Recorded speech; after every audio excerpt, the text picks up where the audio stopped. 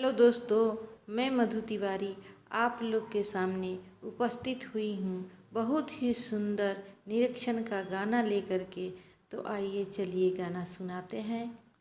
आजू मड़वा के शोभा बढ़ाई भसुर जी, आजू मड़वा के शोभा बढ़ाई भसुर जी, हमरा बनी के निरीक्षण कराई भसुर जी, हमरा बनी के निरीक्षण कराई भसुर जी। आजू मड़वा के शोभा बढ़ाई भसुर जी, आजू मड़वा के शोभा बढ़ाई भसुर जी, हमेरा बनी के निरीक्षण कराई भसुर जी, हमेरा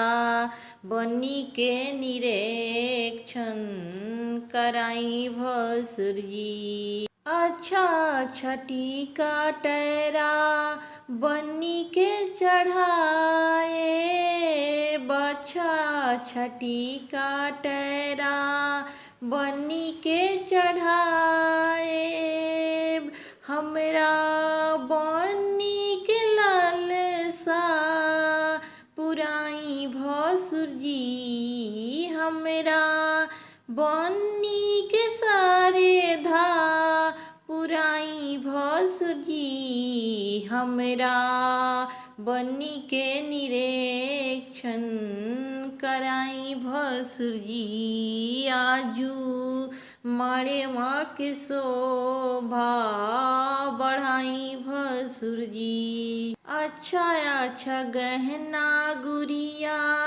बनी के चढ़ाए, बच्चा अच्छा गहना गुड़िया बनी के चढ़ाए, हमरा बनी के लालसा, हमरा बनी के सारे धा पुराई भसुर जी, हमरा बनी के निरीक्षण कराई भसुर जी, हमरा बनी के निरीक्षण कराई भसुर जी। आजू मड़वा के शोभा बढ़ाई भसुर जी, आजू मड़वा के शोभा बढ़ाई भसुर जी, हमेरा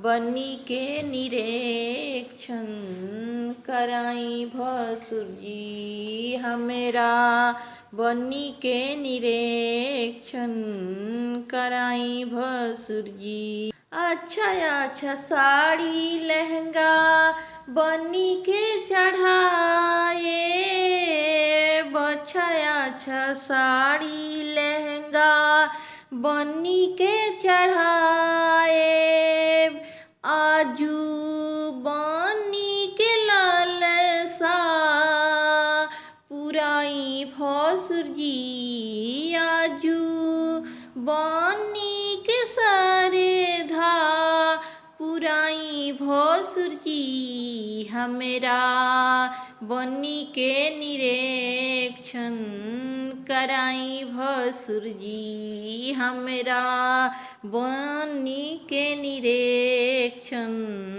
कराई भसुर जी। अगर आप सबको मेरा गाना अच्छा लगा हो तो मेरे चैनल को सब्सक्राइब, लाइक, कमेंट, शेयर ज़रूर कीजिएगा। धन्यवाद।